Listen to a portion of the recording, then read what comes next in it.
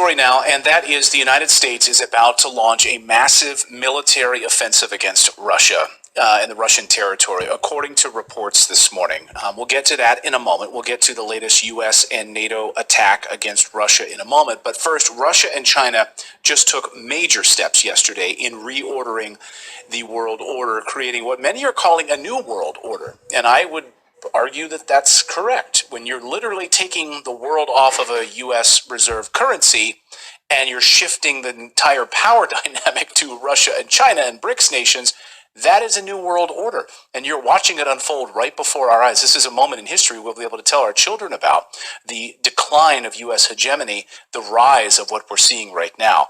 And so, yeah, we had Putin and Xi Jinping, of course, with their big meetings over the past few days, saying goodbye early this morning as Xi Jinping was flying out. And they accomplished a lot. They signed a multi-part economic and military framework. They're going to use Chinese currency to settle trades instead of the U.S. dollar. Think about that for a minute.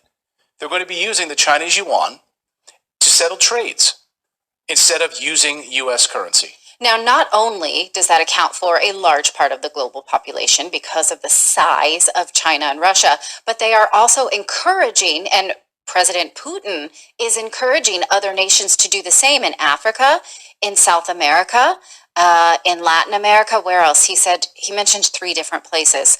And so those places that are suffering from Western sanctions are absolutely motivated to try to do that. Because if you are, say, Argentina, and you would like to, continue to finish your nuclear reactors in order to get affordable energy to your people, but you are suffering from Western sanctions, and the West continues to lean on you to sanction Russia, you can say, okay, I don't need to deal with this then. I have options now. Right, and that's the key, right, is the options for them. And regardless of how you feel about it, I mean, this is a major, major story that the West is completely downplaying. They're much more concerned about Trump being arrested than anything else. They don't even want you to know the decline of the U.S. economy right now and the banking crisis. Like, all the headlines are about storms in California, which they're big, and Trump being arrested.